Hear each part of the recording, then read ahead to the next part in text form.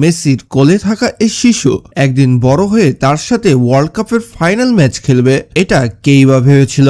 জি হ্যাঁ বন্ধুরা, একদিকে রয়েছে স্পেনের লামিন ইয়ামাল এবং অন্যদিকে রয়েছে বিশ্বসেরা খেলোয়াড় লিওনেল মেসি।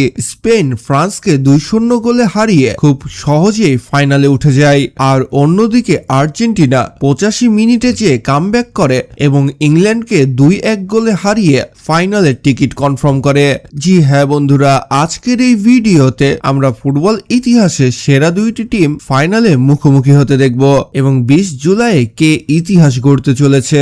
আর্জেন্টিনা কি পারবে পরপর দুইবার শিরোপা জিততে এবং এই সোনার ট্রফিটি নিজের দেশে নিয়ে যেতে, নাকি 2010 সালে বিশ্বকাপ জয়ী স্পেন দ্বিতীয়বারের মতো এই ওয়ার্ল্ড কাপ ট্রফিটি নিজের করে নেওয়ার সম্মান গ্রহণ করবে? তো চলুন আজকের এই ভিডিওতে আমরা দুইটা টিমের দুর্বলতা ও ম্যাচ জিতার প্রেডিকশন সম্পর্কে জেনে আসি। তো একদিকে রয়েছে স্পেন, যে কিনা ওয়ার্ল্ড কাপ 26-এর এখন পর্যন্ত কোনো ম্যাচ হারেনি।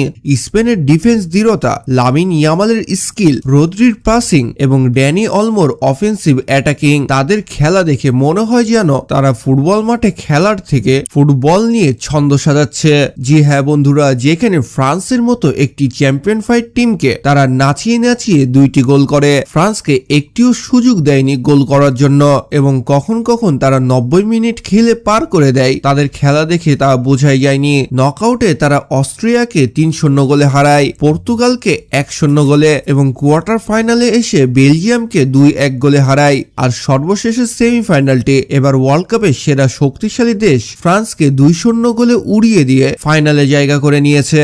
লুইস দে লা ফুয়েন্তের এ দলে আছেন বিশ্বসেরা ডিফেন্ডার, বিশ্বসেরা মিডফিল্ডার এবং বিশ্বসেরা অ্যাটাকার, কিন্তু এই বিশ্বসেরাগুলো কিন্তু অতটাও এক্সপিরিয়েন্স না। জি হ্যাঁ বন্ধুরা, ধরেন পাও কুবার্সির কথা বললে তার বয়স শুধুমাত্র 19 বছর, এদিকে পেড্রির বয়সও 20 থেকে 24 বছর, অন্যদিকে রয়েছে গাভি, যার নাম ঠিকই গরু গাভির মতো কিন্তু দেখতে একেবারে স্কুলের বাচ্চার মতো। আর 18 বছর বয়সী লামিন ইয়ামালকে আমরা কিভাবে ভুলে যেতে পারি? সে যে স্পেনের ক্রিয়েটিভ প্লে মেকার হিসেবে খেলছে সেটা তো আমরা সকলেই জানি। তার অসাধারণ উইঙ্গার পজিশন, অসাধারণ আউটসাইড পাস এবং অসাধারণ স্কোর তাকে করে তুলেছে বর্তমানের ইয়াং সব থেকে সেরা খেলোয়াড়দের মধ্যে একজন। তাই আর্জেন্টিনার জন্য সব থেকে বেশি কঠিন হয়ে দাঁড়াবে স্পেনের জমাট রক্ষণ ভাগ ভাঙ্গা। তবে আর্জেন্টিনার হাতে আছেন লিওনেল মেসি।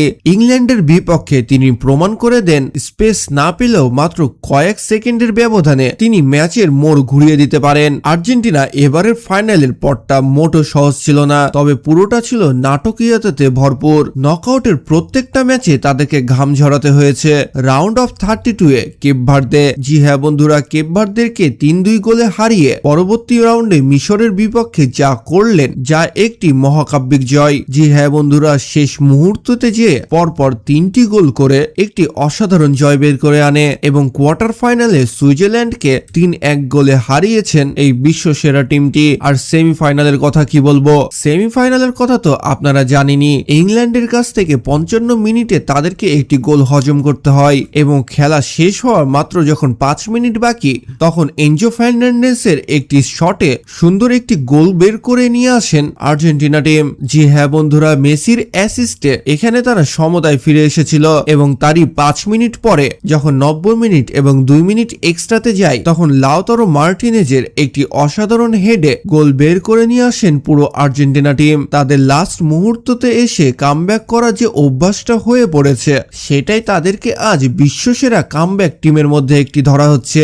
আসলে এটি বললে ভুল হবে, বর্তমানে বিশ্বসেরা শেষ মুহূর্তে যে কামব্যাক করার টিম শুধুমাত্র একটি রয়েছে। জি হ্যাঁ বন্ধুরা, আর্জেন্টিনা। ওয়ার্ল্ড কাপের মতো একটি স্টেজে 5 মিনিটে ভাগ্য পরিবর্তন করা এটা কোনো মুখের কথা নয়। আবার অনেকে বলছে ফিফাকে টাকা খেয়ে রেখেছে, এর জন্য আর্জেন্টিনাকে বেশি বেনিফিটস দিচ্ছে। তো এটা কতটুকু সত্য, এটা নিয়ে আপনার মন্তব্য কি কমেন্ট বক্সে দ্রুত জানিয়ে ফেলুন। এখন আসি সব থেকে বড় প্রশ্নে, কে জিতবে? 1962 সালে ব্রাজিলের পর কোন দল টানা 2বার বিশ্বকাপ জিততে পারেনি। আর্জেন্টিনার সামনে সুযোগ ব্যাক টু ব্যাক চ্যাম্পিয়ন হওয়ার এবং অসাধারণ একটি ইতিহাস গড়ার, অন্যদিকে স্পেনের সামনে সুযোগ 2010 সালের পরে আবারও বিশ্বজয় করার। ম্যাচটি আক্ষরিত অর্থেই 50-50 অবস্থানে রয়েছে। যদি স্পেন আগে গোল পেয়ে যায় তবে তাদের ডিফেন্স ভাঙা আর্জেন্টিনার জন্য ভীষণ কঠিন হয়ে পড়বে। তারা কেপ ভার্দে ইংল্যান্ডের মতো অত সহজে ডিফেন্স ছাড়তে চাইবে না। তারা ডিফেন্সিভের দিক দিয়ে মানসিকভাবে অনেকটাই এগিয়ে। হয়তো 2-1 গোলের একটি রোমাঞ্চকর জয় দেখতে পাবো আমরা। তবে ফুটবল অনিশ্চয়তার খেলা।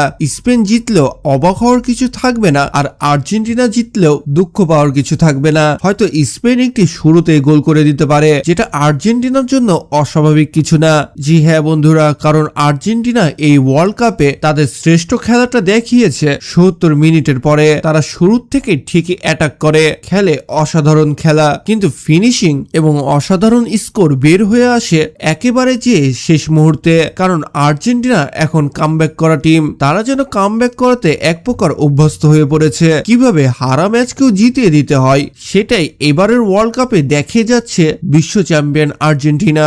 তো এখানে যদি এবারও স্পেনের সাথে কামব্যাক দিতে পারে তাহলে আর্জেন্টিনা অবশ্যই জয়লাভ করবে। কিন্তু স্পেনকে হারানো খুব সহজ বিষয় নয়। তাই স্পেন যদি আবার প্রথমে একটি গোল করার পরে তাদের ডিফেন্স ভাগ খুব কড়াভাবে ধরে নেয় তাহলে তাদেরকে হারানো একেবারে ইম্পসিবল হয়ে পড়বে। তো আমাদের এখন অপেক্ষা করা ছাড়া আর কিছুই করার নাই। তবুও আপনি কোন দলকে সাপোর্ট করছেন কমেন্ট বক্সে তো তা অবশ্যই জানাবেন। তো দেখা হচ্ছে পরবর্তী আরো একটি ইন্টারেস্টিং ভিডিওতে। ততক্ষণ ভালো থাকুন, সুস্থ থাকুন, আল্লাহ হাফেজ।